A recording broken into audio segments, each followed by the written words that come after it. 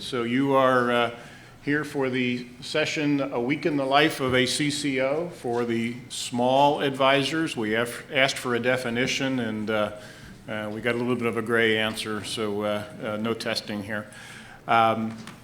So what we thought we would do is just rather quickly give you a little bit of information about the firms that we represent. We have not tried to time this.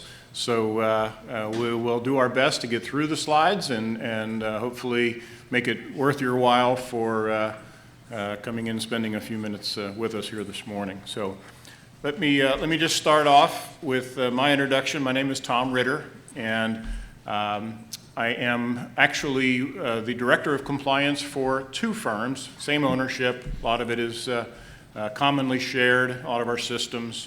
But we do have two SEC registered RIAs. We have 5 locations, approximately $700 million in AUM, although I haven't checked to see what the markets are doing this morning. And we have a roughly 20 plus people. So we're managing money for retail investors. So we do portfolio management, financial planning, what I call kitchen table portfolio management type services. So again, about $700 million, about 5 offices, and in my case, a lot of complexity for me across various entities in rolling up of ownership shares, and a lot of work's been done here recently in that regard. So if you're with a firm that is acquiring, there may be some commonality with some of the experience that I've just had. So I think I'll leave it at that. Rob?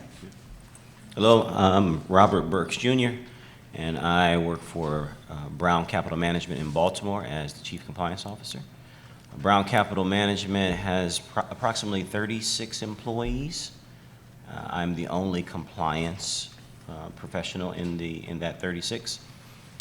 We have approximately $13 billion in assets, and we have 4 registered funds which you can access, 4 strategies that you can access through the funds or through separately managed accounts, catering primarily to institutional investors. My name is Jeremi Roux. I'm the General Counsel and CCO for Hamlin Capital Management. We run about $4.7 billion as of year end across 2 strategies. One of those is a high dividend equity strategy. We offer that through a mutual fund, through separately managed accounts, and through model delivery. And then we have a municipal project finance strategy that's a little bit more bespoke and a little bit more unusual, financing primarily charter schools and senior living facilities. We do that through 2 private funds and separately managed accounts. Our business is, we're about 22 employees out of a single office, and our business is split pretty evenly between sub-advisory business, where we sub-advise on behalf of other advisors, dual contract, and Hamlin Direct. So good mix of business lines and vehicles. My name is Katie McGinley. I'm with Mitchell, McLeod, Pugh, and Williams out of Mobile, Alabama. We are approximately $1.2 billion in assets under management, a small office of, I think, currently about 12 employees. Done some hiring and firing in the last couple of weeks. We are not quite half and half, wealth management, financial planning, portfolio management, and then 401k. We have a fairly rapidly growing 401k business as well. Our main, from a compliance perspective anyway, we're fairly low risk for what that's worth in our strategy generally, but a small firm that I'm with one office, so a bit different. Okay, thank you. So one of the themes I think that we'll sort of touch on throughout the day is, or the session rather, is that there's a pretty broad diversity in how businesses could be structured, whether you run it through multiple offices or whether you're more of a wealth management retail facing or more interfacing with institutional investors. And of course, all of this is mediated through the Advisors Act, which, as everyone here is aware, is sort of a principles-based regime. In other words, it's going to be one of those situations where there's many different ways to organize a business, many different ways to solve compliance questions, and many different ways to pursue legitimate business objectives. So we hope that some of the discussion today brings that out, and you'll walk away with more of a sense of, wow, there's many different ways to do this, rather than there's a single right or wrong answer to any particular question. Yeah, that's a good point. Thanks, Jeremy. I think what the four of us kind of concluded is that Katie's firm and the firms that I represent probably have the most similarity, so you do have quite a bit of differing roles and practices represented here to be available to you. So if you have questions, I've been advised that there is no microphone being passed around, so again, we're going to try to balance taking questions, but also getting through the material that we have. And so if you have a question, raise your hand and we'll ask you to speak up and see how things go. So with that. So this next slide is titled Working with the Business Side, but before we dive in here, we actually have a couple of questions for you all. And we would like, just from a show of hands, from a years of experience in a compliance-related role, I'm going to give you 3 ranges. So how many here have between, say, 0 to 5 years of experience in a compliance role? That seems to be the majority. 5 to 10? Just slightly less, and 10 plus. Oh, okay, well, Nice mix. maybe my initial count wasn't quite so good. So it's pretty good across mix there. And then same thing, 2 or 3 different categories here. How many people at your firm would you say primarily have a compliance, wear the compliance hat? We realize that with small firms especially, there can be multiple hats, but are you at a department of 1? Raise your hand. Okay, me too. 2 to 5 people who have compliance? Okay, that's good. And then 5 plus. Do we have 5 plus? Field. Okay. All right, so clearly you're in the right room then for the small advisors. So sometimes when we are asked to interact with the business side, there can be conflicts. I use that phrase, the business side, around my office from time to time, and some of the folks I think react and say, what do you mean? Where's the distinction? You're part of our business. And so I try to create the understanding that I'm looking out for the risks in the business, and that others are going to drive business growth and strategy and those kinds of things. So I appreciate them including me in their thoughts, and for the most part they do. So, but again, there is a distinction between the compliance side and the business side, and we're just kind of acknowledging that. Anyone here have any particular experience where there's been conflicts that they feel that is worthy of sharing with the group? Well, one of the things, inevitably there's going to be something that somebody wants to do, and you're going to find yourself in a position where your first instinct is going to be to say no. One of the things that I've found helpful is to start off by saying, let me think about that, and then give yourself a little bit of time in order to put together a more coherent answer. An off-the-cuff answer is going to often lock you into a channel that you may not necessarily want to find yourself in. But one of the things I think, as we're all aware, is for any legitimate business objective, there's generally going to be some way of getting there. And it's going to be up to you to figure out how to manage that. One of the communication styles that I have found to be effective in certain situations is instead of saying yes or no, sort of laying out the consequences of a particular course of action and say, we can do that way. This is what the consequences would be. We'd have to make this amendment to our Form ADV because we're now doing business in a slightly different fashion, and we'd have to make disclosures to our investors. We'd have to reach out in order to possibly amend the investment advisory agreement in order to make sure that we're covered for the particular authority in order to engage in that particular activity. And one of the things I've found is when just sort of speaking through these natural consequences, oftentimes the business people or the client-facing front office functions will say, hold up, if that is a consequence, then maybe I need to rethink this. And it's been a helpful gauge for me in terms of assessing how eager they are and how much they really want to pursue something. Sure, I would echo a lot of those sentiments. I think, just by way of background, I've been in this industry for 16 years, 8 of it with Merrill Lynch as an administrative manager, and then the last 8 or so on the IA side. And I recall being labeled Dr. No, or the abominable no man. Right? And while it's fun, and you know, we're as compliance officers often the butt of jokes, you have to be careful of being branded as the person who's going to say no. And so I've tried to, even articulating myself as being changing that brand to I'm a yes finder. And so if you're wanting a quick answer, then okay, if you're going to force me into answering right away, then I don't think I like the idea or the direction we're headed.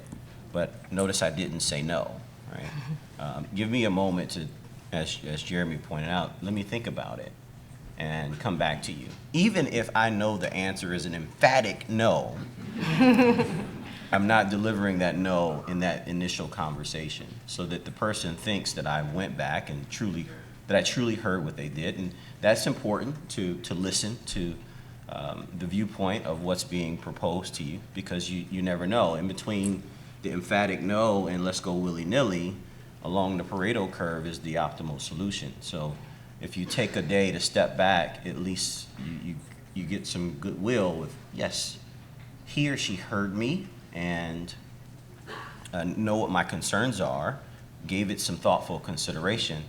And then I think even more important than not delivering a fast no is offering the solution when you actually say that there's a different route or a road we need to take. Again, remember, I'm not saying no. I think this path might get us to the end result in more compliant fashion. The other dynamic that I witnessed, particularly during my broker-dealer days, where you're dealing with A-type personalities who you can't say no to me. I'm the biggest producer in your office, right? I can leave and take my clients, right? There's always that threat of that. Or you've got rock star portfolio managers who, this is the strategy, this is what I'm buying, this is why I'm buying. You can't tell me no, I can't do that, right? So you're managing those A-type personalities, and I was always careful of when something touched my desk, not allowing it to escalate and go over my head. So if you take the stance of being a yes finder, you kind of reduce the probability and possibilities of people going over your head. Well, mom said no, so let me go ask dad, right? You want to stay away from that. So throughout the course of my tenure as a CCO, which is about as long as his has been, 14 years with this firm, I've found the same questions coming up over and over and over again. So I have a stockpile of memos that are lengthy, verbose, and extremely boring. Welcome to our jobs, right? But what I do is I say, if you'd like to know more about this, I'll provide you with, a very interesting memo. And if you are still awake when you're done reading it, we'll talk. That shuts down a lot of sort of off-the-cuff types of things. And then when something gets serious, we, for example, did not, for a long time, have custody at all. And it kept coming back up and kept coming back up in the form of trustee relationships. And we ultimately decided to do it, but it took years and years, over 10 years, for us to decide that someone pushing it far enough for us to take on the cost-benefit analysis and do it. And so I think, one of our greatest weapons is the fact that we have a job that kind of scares people and bores them somewhat. But even, I think that custody example is a great one, because if we push on that a little bit, we can look and use it as sort of a good test scenario. So your firm, one of the things you pride yourself on is your client service, and you go above and beyond for clients, and you will do anything to keep the client happy, and that's been the secret to your client retention, and your front office knows that, and they're really pushing on this. Oftentimes, the custody concerns in particular aren't going to be necessarily purely compliance. One of the concerns that would come up is going to be on the operations side. So there, once you've taken custody over accounts, you have to start doing custody audits. And the people at the end of the day who are going to be sort of the boots on the ground for that is going to be your operations people. They're going to have to justify every transfer. They're going to have to make sure that they can produce documentation to substantiate a whole host of potential scenarios, and to make it clear that client documentation and authorization has been documented all the way through. And in that situation, it can be helpful for the compliance function to say, yes, we can do that. Here are some of the consequences. Let's get the operations people in and see if they want to do this and take it on. And even if you know that you don't want to go the direction of the custody route and it's just not something that you want to deal with, in that particular example, laying out the consequences and involving operations may be a helpful way in order to deter some of the stakeholders or some of the front office people from pursuing an action that maybe they don't fully understand all the consequences or implications of the decision. So you don't end up being the no person in that. You might even be the solution finder, but at the end of the day, the business doesn't move in that direction, and involving those other constituents is a good thing, because if you had said yes and this moves forward, operations is going to hate you, especially if they never had buy-in. And I think one of the most crucial relationships that you need to manage as a compliance person, yes, the front office matters, but it's going to be the back office that is ultimately going to be your ears and your eyes, and what's going to be the components that make sure that you have an effective compliance program. And that relationship is very important. Good. Well, thank you. We didn't get that substantive during our prep, but I hope that you guys found that valuable. I think we kind of covered most of the points here. This last bullet point about maintaining your posture as an internal, consultant, I believe was echoed in what we were hearing here. And then in my case, we have a one-person HR department, and so she and I connect on some of the things that are on the front end of the business. So, working with those folks and then acknowledging the importance of your operations people and the impact on them, as Jeremi said, is very important. So let's see what's on the next slide. So this one is developing the right policies, navigating cost-benefit decisions. Are we working on the right things? I don't need to read all these to you, but so this comes around to how are you spending your time? How are you spending the other resources that are available to you to get your business model to where it needs to be based on your size, complexity, the mix, the personal dynamics, the history, those types of things. So my question to my fellow panelist members here is, do you have at your firms a formal structure for reviewing how you're spending money and taking on any additional significant expenses? So do you have a set schedule? Do you have a committee that looks at these things? How do you determine that it's time to start spending more money on anything compliance related? At Brown Capital, I joke often, we are deliberate in our intent, which means it takes a while sometimes. And spending money on compliance resources,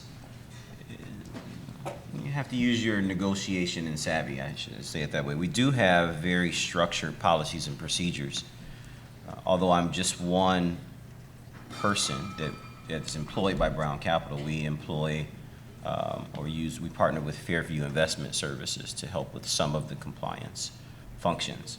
But as it relates to the compliance monitoring program, we have very well-defined policies and procedures that clearly identifies ownership, the timeliness for completion, and then also what is the yield. And I would say a point, just to put a pin there, I think the yield is the results of your review process. What are you documenting to show that you've you have evidence that, yes, this is our policy, this is our procedure, but we've actually done that. So there are a number of different ways to do that. I'm big on automation. I like when reports just spit them out for me. But getting to some resources can be a bit difficult to get the owners to want to spend that money for us. So that's my perspective. Our office is a little different in the fact that we are as small as we are. I have a monthly compliance meeting, and with the exception of staff, it's the entire office. Anyone involved in trading, any shareholder, we're all going to be in that meeting. And although I do not have a budget, again, small office, I do have the opportunity to really share with them things that are coming down the track, and I think that's fairly common throughout the industry. The other thing that I do, and I don't automate much, mostly because I'm looking at these folks in the eye every day, and it's fairly easy for me to have conversations one-on-one with them. But I do our annual review process and report process. I actually sit down throughout the course of the year. We have a rolling annual review process, and I sit down with and each person has one or more policies that they're in charge of. I'm really only in charge of the annual review policy. Everyone else has a designated block of policies. And so I sit down and we go through the policy and what they're doing, and we make sure they match up. And I do think that does provide some buy-in and some ownership of the compliance policies for the individual people in my office, and I think as a result, they tend to be much more appreciative of when I'm asking for resources. For example, we're all deathly afraid of anything cybersecurity related, and they are willing to put their money in front of something that none of us feel like we own, certainly from an IT perspective anyway. And it's a negotiation as much as anything. Yeah, on the resource allocation front, I think one of the things that makes it particularly difficult is essentially what you're selling as an insurance product. You're saying, if you give me this smaller amount of resources, I will prevent something truly catastrophic from happening, or at least that's the implication. And the more effective you are at your job, the less likely that the catastrophe manifests. In other words, just looking at it purely from a cost-benefit analysis, it can be very difficult to justify spend because, hey, the catastrophe hasn't manifested. Hey, we've given you the resources and you've been effective, and maybe we can dial that back a little. And that's where the budgeting process, I think, is one of the more helpful tools that a CCO can have. If you don't have a clearly defined budget, your bogey that you are targeting on spend is going to be effectively zero. In other words, anything that you want to spend is going to be something that has to be justified, and it's going to be something that's going to be scrutinized. If you're fortunate enough to have a chief operating officer or CEO or whoever's controlling the budget at the end of the day, CFO, whoever it may be, who can give you some discretionary budget, that makes things a lot easier. Now you can say, you know what, I was budgeted $80,000, I only spent $70,000, I've delivered $10,000 of concrete savings. And that's a very different conversation than, hey, I spent $70,000 and the expectation is a spend of zero. And shifting that can be extremely difficult. It's going to require building trust. It's going to require you sometimes making strategic decisions and say, I would love to have a automated portfolio trading system. What I actually get is Excel. And and that's okay, because for me, at the end of the day, we've got 22 people.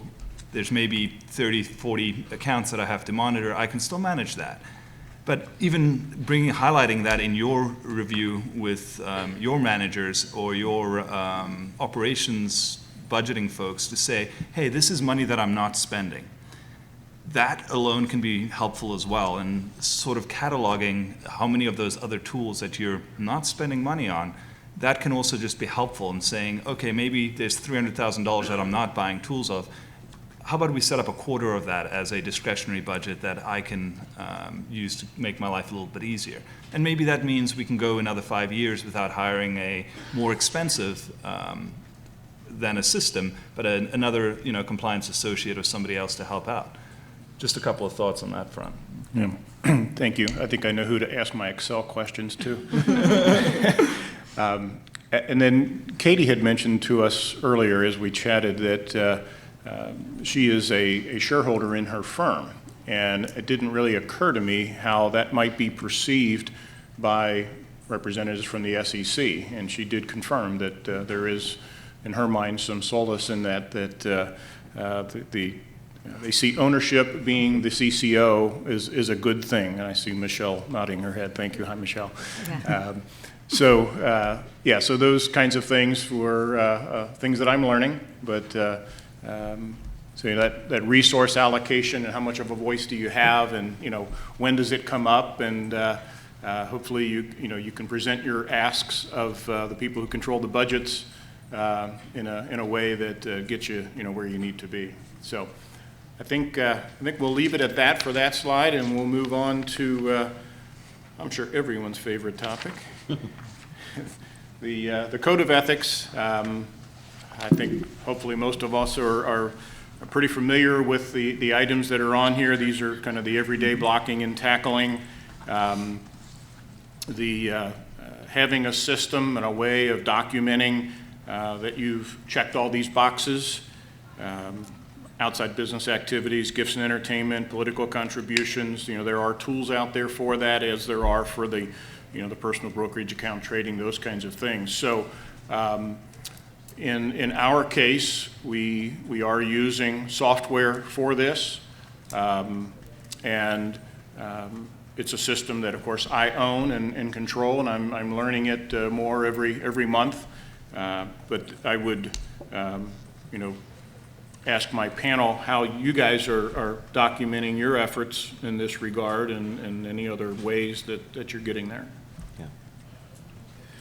At Brown Capital, we use Star Compliance. So show of hands using Star Compliance or something similar.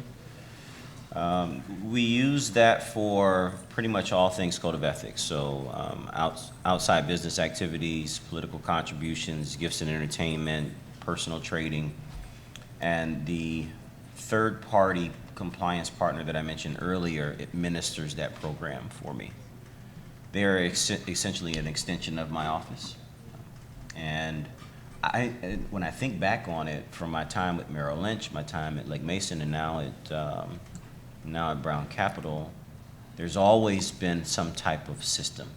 I don't know how you would do it with an Excel spreadsheet. It just Laboriously. One of the things that I find a great benefit with using the system is the ability to get an electronic feed for personal trading. My predecessor we review the paper statements.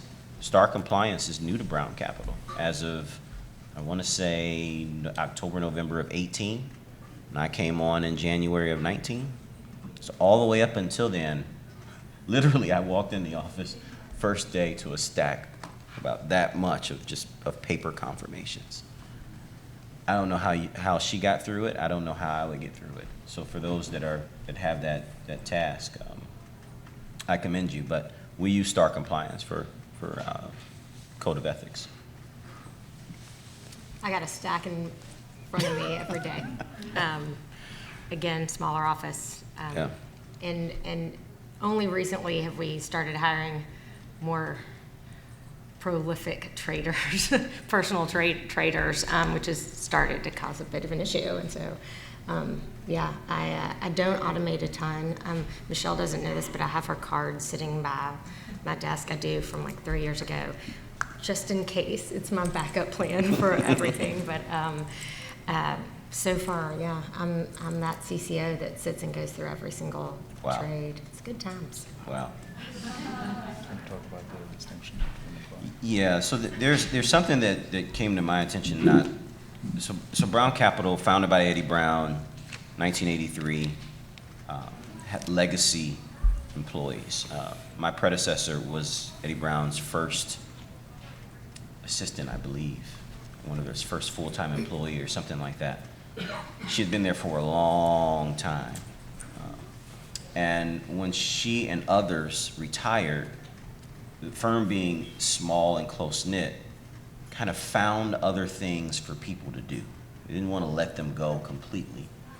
And what that caused was a conflict between who's subject to the compliance manual versus the code of ethics. And so just go back and take a look at the language you use to make people subject to those two regimes within your compliance program.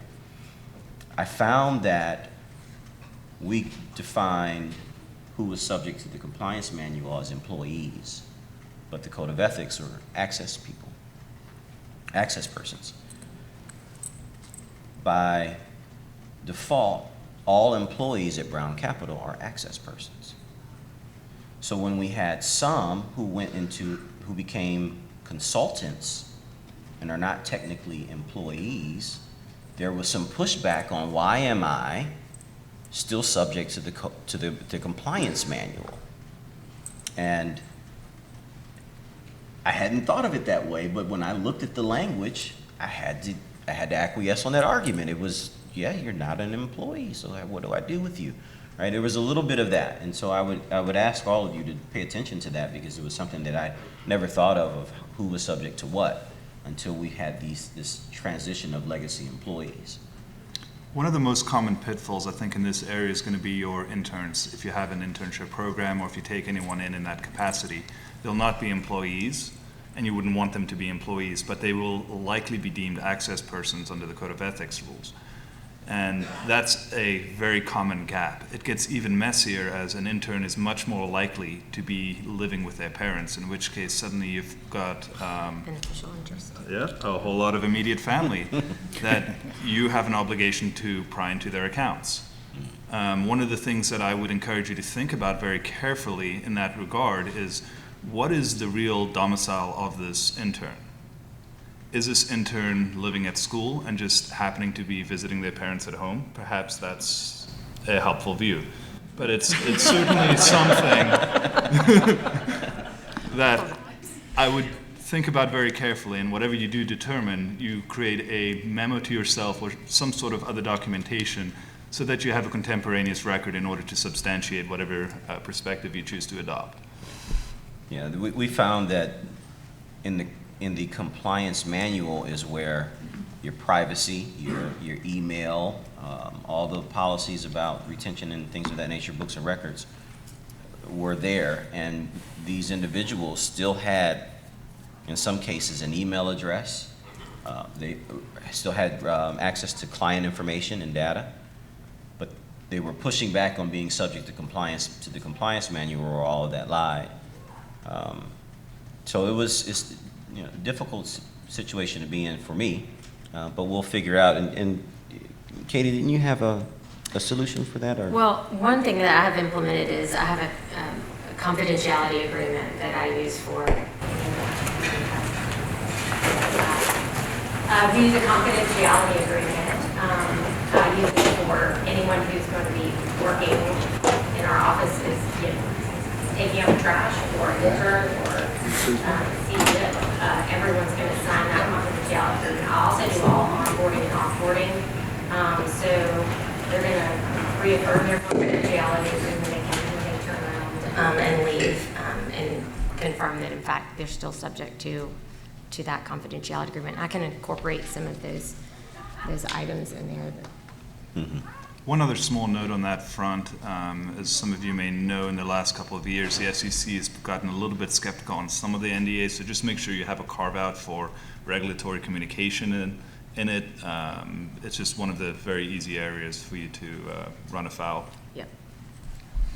And that would apply to any consultants or anyone else that you do end up engaging. Okay. Our next topic, my fellow panelists can't see the slides, surveillance and testing, things like email, portfolio reviews, any client account restriction reviews. again, systems and documentation. So in my situation, I'm posing a question here to my panel. I'll just give my response first. The question is, what are your primary challenges with surveillance and testing? And I think mine is similar to many, and that is time and the proximity and then disparate systems that might be used. So I mentioned earlier we have 2 SEC registered RIAs that I'm responsible for, and we have one CRM on one side of the house, another CRM on another. We're using different systems for portfolio reporting and trading, those kinds of things. So understanding additional systems obviously requires more time and more investment there. So the part of your annual review, of course, which is pretty much not an annual review, it's probably an ongoing review throughout the year, is, I'm sure, dovetailing into your surveillance and testing. So you may find indicators while you do routine testing that you need to then add to your annual review and maybe drill a little deeper. In my case, it's, again, learning the systems and creating the documentation that shows that surveillance and testing is taking place. But I'll just pose that same question. What are your primary challenges with surveillance and testing? So one of the things that can be easy to miss in this particular area is really understanding the data flow for the surveillance systems. So what do I mean by that? Let's say you've got an account with a particular restriction, and the trader doesn't act in accordance with it. If you don't have a good handle of how that information flows into the surveillance system in the first place, there's a possibility of gaps in your program. So for us, the way we are configured, we use Advent custodial data as our data feed that feeds into our portfolio management system.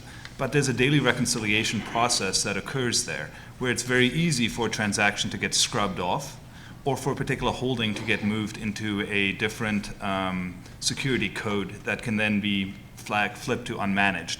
And it's possible in those situations for something to slip through the net, even if you have the best tools and you're doing everything that you can, because the data simply isn't there for your surveillance system in order to look at it. So understanding how that data comes into your environment, who's got control, who's got the ability to influence it, really understanding what all those roles and functions are central to running just from a practical perspective, putting the rules aside, just really understanding what it is that you are looking at. Because typically you as a CCO, the data that you see is the data that's been presented to you. It's probably passed through 2 or 3 different employee hands along the way. And there's a tremendous opportunity for people to just hide things or not necessarily even acting maliciously or just trying to cover up a mistake or something like that. And it's just something to be very careful and aware of. Commissioner Lee this morning made a comment about how she didn't expect people to be able to have to prove a negative. I feel like that's exactly what our job is proving a negative all day, every day. So filling in those gaps and making sure that you have an answer for the question of who, what, when, where, why, and how is, to me, really, again, lots of reports, lots of documentation goes a long way. And even in this area, there may be some restrictions that aren't naturally captured by a system. One of the ones that we've come across is we have a private equity gentleman who's one of our investors. He gave us a restriction. We're not allowed to invest for his accounts in any sub-Saharan issuer.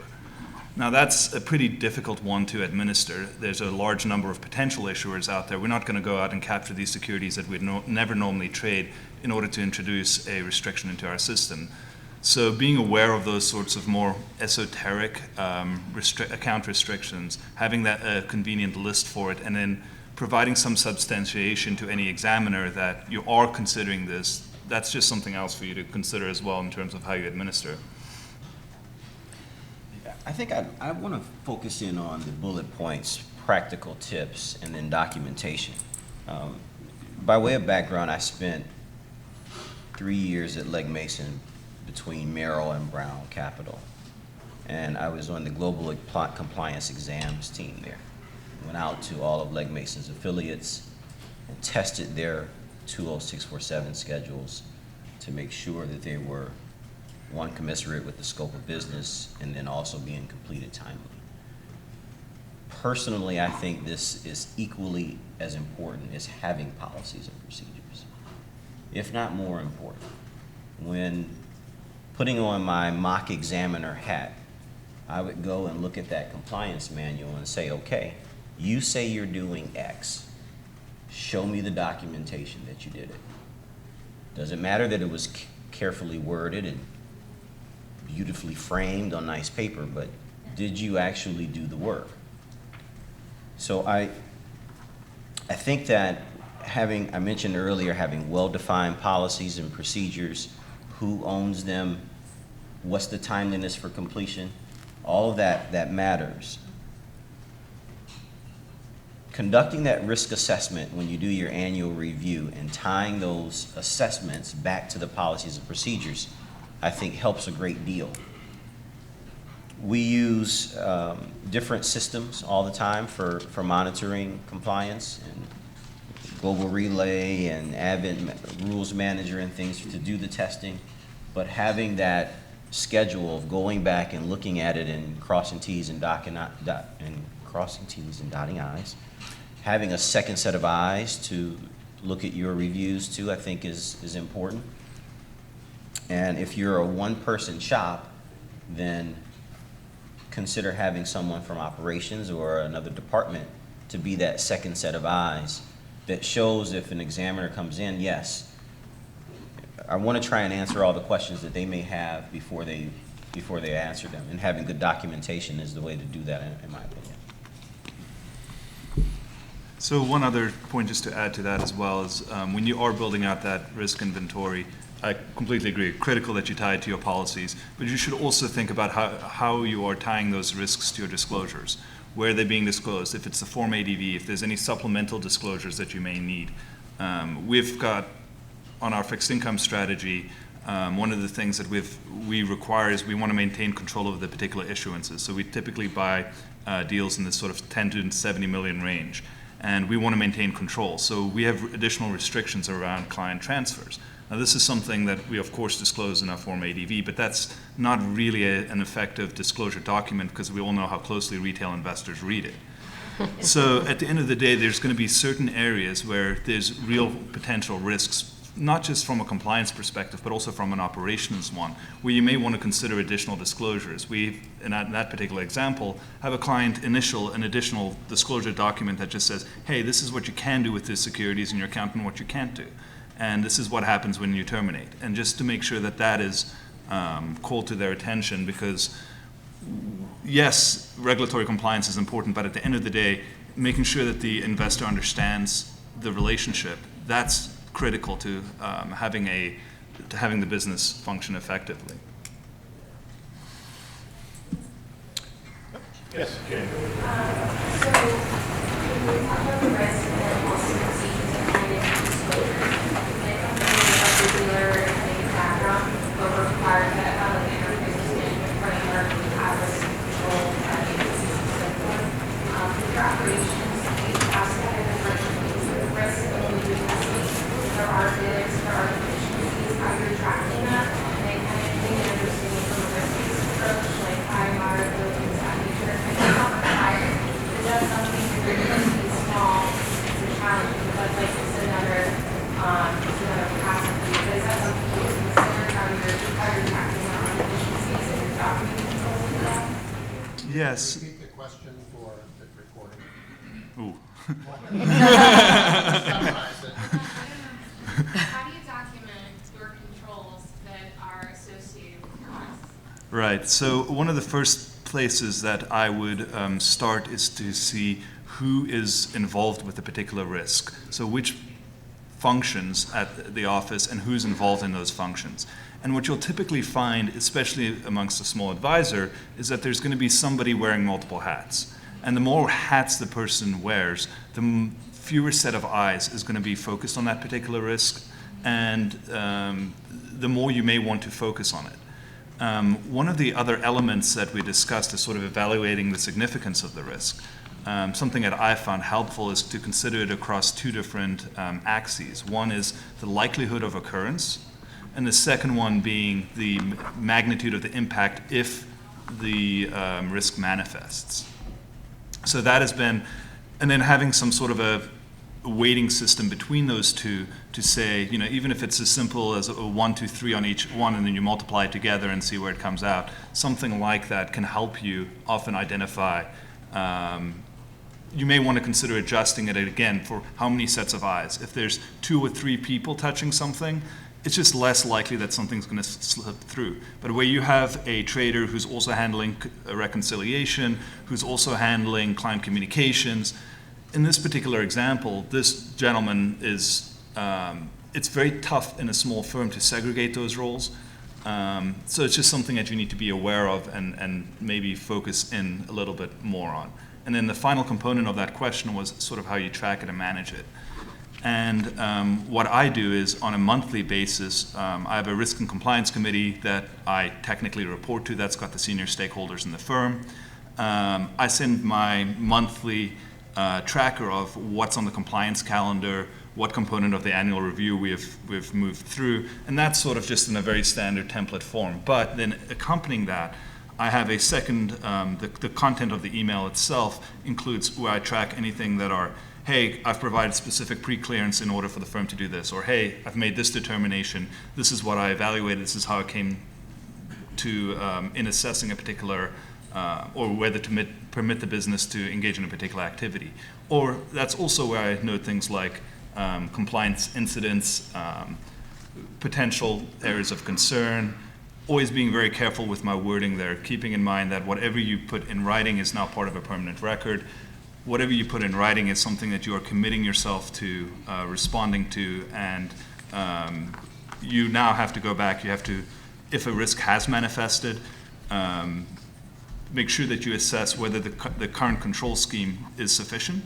It may be, hey, you've caught it, it's been managed, but you may also want to consider just including a note on whether or not any enhancements are required, or whether any training for any particular individual involved might be called for. Okay. All right, well, I think we're doing well on time. We've got roughly 20 minutes to go, and we're getting towards the end of the slides. So if you have questions, feel free. Oh, there we go. Ask and you shall receive. So many of us are with very small organizations and wear multiple hats. So we're challenged with having an organized program that you can attend to in time. Do any of you wear other hats? And if so, how do you feel about that? I do. I do participant education for 401k plans regularly. We're a small office, like many of us in here, and it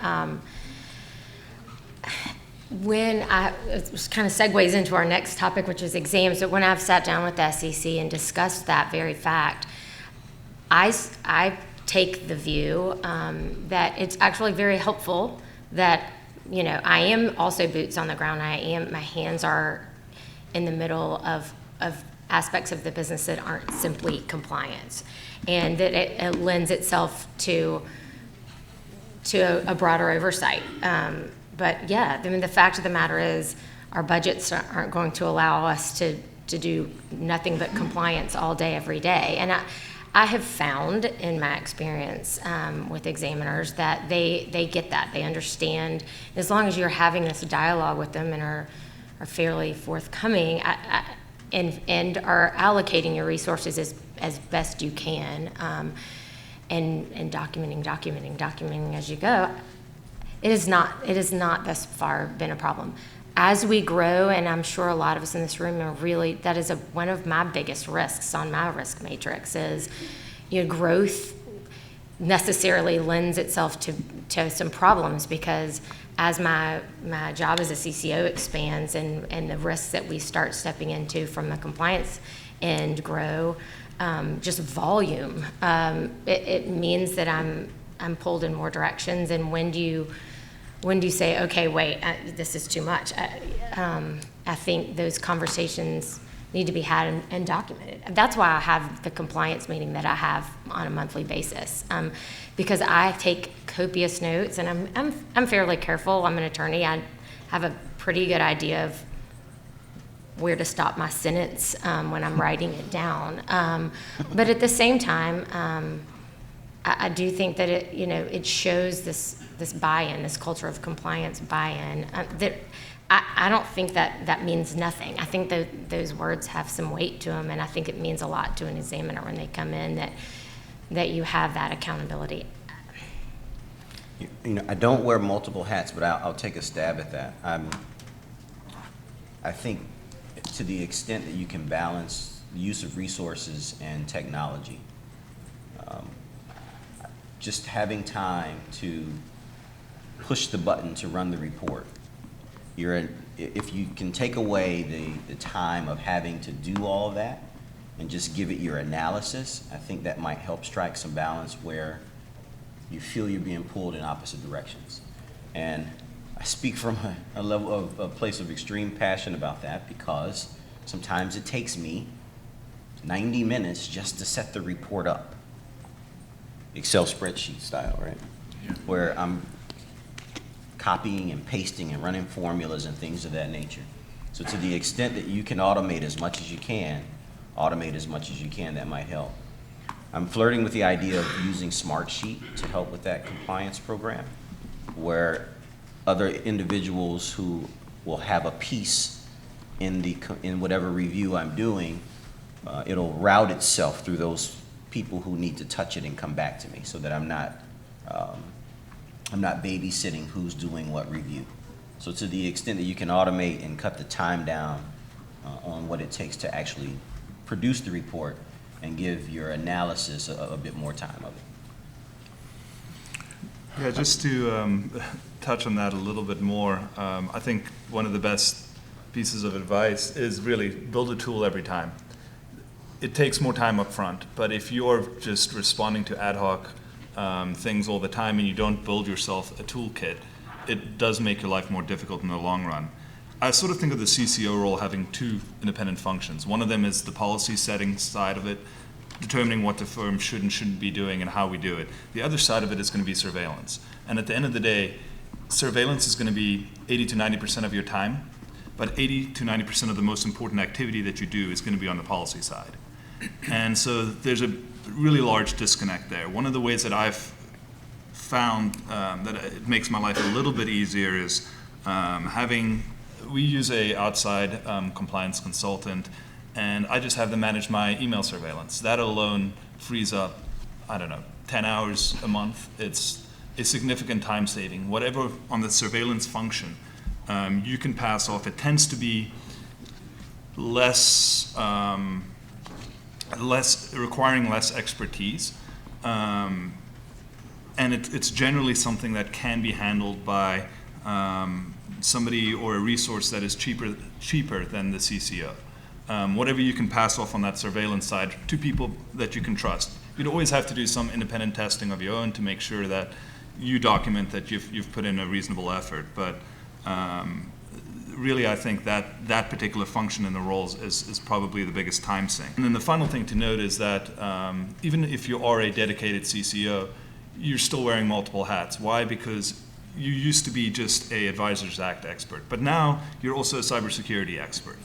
You're also, as more and more things have become, the mechanism that the SEC has adopted in order to make sure that the duty of care is being satisfied seems to be to expand the compliance function. And as the compliance function expands, so does your the number of hats that you wear. And that's really one of the areas where becoming an expert, attending conferences that are outside of the compliance field and building the expertise there can make you more efficient and can make you a little bit faster in terms of knowing how to structure queries or how to really drill down on the areas that are the most significant risks. I think I'm going to address one comment to her question, and then I'll bring you in. I wear multiple hats. I'm been tasked with kind of being the relationship manager with our primary custodian, which happens to be Charles Schwab. Because we have so many offices and so many entities and we've had so much change, that has taken on a life of its own. So I still have that task, but I'm looking for candidates in our firm who we might adopt and allow that person to take on that role. I have recruited a subject matter expert in our portfolio reporting system, Tamarack. She's been extraordinarily helpful. So I think my response back to you, how do you deal with wearing all these multiple hats? How do you get it all done? In my case, it's just a simple, I'm recruiting. I'm recruiting my colleagues, helping them to understand where we need help, and I'm sure everyone in every one of our offices has heard me say, compliance is everyone's job. So it's not our job to catch people doing things wrong. It's our job to create the right culture, be the interpreter of the policies, and then sometimes, provide, what the policies even should be. But compliance is everyone's job, and I probably ruffled a few feathers, but I do push back. I don't let everything that's challenging and difficult and requires a lot of detail become my responsibility. So, yes, ma'am, you had a question. Yes, my particular pain point as a chief compliance officer is email reviews. I'd like to leverage your previous comments on that and expand it to the panel as a whole. Number one, what are your practices for email review, given the size and the complexity of your firm? Number two, how meaningful is it really? And what can you call or get from outsourcing that? All right, so the topic is email review, and how relevant is it, and how do you structure it, and what feedback do we have? Jeremi, I think you mentioned outsourcing it, so maybe we'll start with you. Well, just beyond that, Tom, I think one of the things that I think you're absolutely right on is incorporating other people in the business. One of the most effective surveillance tools you can have is knowing where to look. And having a relationship of trust with operations people where they come to you and they say, you know what, Jeremi, there's an email that came through right around here. You may want to take a look in the surveillance platform and see if you can find it. Something like that is going to be a massive time saver. It's also something that's going to make you more effective, and it's just another, just a very potent tool for actually making sure that your surveillance is effective. And how do you get that relationship? One of the things that I emphasize is liability transfer. The primary function of compliance is to transfer liability from my operations people to me personally. Whatever you don't report is on you, and you and your family are liable for it. Once you tell me about it, it's no longer your problem. It's now the firm's problem and my problem. And that mentality is something that I think helps people see you as an advocate for them, as somebody who's part of their defense, part of the defense of their family, and it's something that can help you quickly be very effective. People always wonder, oh, how'd you find this email? It's a needle in a haystack. Well, it helps when you have 22 other eyes that are incentivized in order to help to report it and flag it up to you. Tell us about the outsourcing, however. I would like to know. How do you outsource? I'm not allowed to. So we use ACA. We use them for an annual mock audit, but also quarterly focused reviews. The quarterly focused reviews, we're going to drill down on specific business lines. The idea, we have two separate teams that manage it. For the mock audit, I want a fresh set of eyes. I want people looking at documents and disclosures and making sure that I haven't gotten too comfortable with the documents as it is, and I'm missing something obvious. And having a fresh set of eyes really helps there. However, anybody who's coming in with a fresh set of eyes doesn't have the knowledge of the business in order to really drill down and get into the weeds and find the real problems. And that's where having the quarterly focused reviews really help. Now that's not just about surveillance, but that aspect of it, that same quarterly focused review team, I always have them take a look at my emails, and because they know it, they know the firm, they know the personalities, they know that we're much more likely to take a client on a hunting trip than to a football game. So that helps you tailor your email search terms. Think about the passions and the hobbies of the people involved, because it's typically going to be a code of ethics violation that you find in your surveillance. Somebody forgot to report a particular client trip or something like that. It's much more likely that you find that than anything on an MNPI front or anything like that. Additionally, there are other tools like Decryptex or things like that that can help scrub your trade data to look for trades. Hey, you just had a meeting with a company IR and then you traded. That's good. But then the stock moved and you avoided a significant loss. That's a little bit more suspicious. There's a pattern of this with this particular IR. Okay, now you've got a red flag. Things like that those sorts of tools can really help focus you in, but also just knowing what risk is going to occur in which channel that can help with that. And that's really something where having a knowledge of the business and having a repeat player, if you are going to outsource some of your email surveillance, having people that know the personalities and those sort of likely channels can really help them make sure that their search terms are effective. Good. Okay. So we have another question. I got 2 more slides. We got about 6 minutes left. So, all right. Why don't we just jump through to the next slide in case there was somebody sitting in the audience who was really hoping we would get to this. Preparing and handling SEC examinations and mock SEC exams. As you can tell, we invested a tremendous amount of time with filling this slide with content. Mock SEC exams, experience, and relatively quickly, were they worthwhile? So for me, I conducted them for Legg Mason. You heard me mention that earlier. I think they are extremely important. I see the SEC exam as being the Super Bowl, right? You don't show up for the Super Bowl and have never practiced, right? So a mock exam is the practice for the SEC exam. I think it should be someone who really understands your business. There are lots of consultants that do it. Make sure that their expertise is your line. We're long equity only, pretty plain vanilla. It should be easy to find a consultant. But when you get into some of the more complex products and business lines, making sure that the consultant that you hire truly understands your business is important. It's pricey, right? So how often you do it, I guess will be, we had that conversation about budget and resources. But I do think it's worthwhile to have it done, absolutely. Katie, Jeremy, anything in particular? Nothing to add, it's worth it. Yep, do it.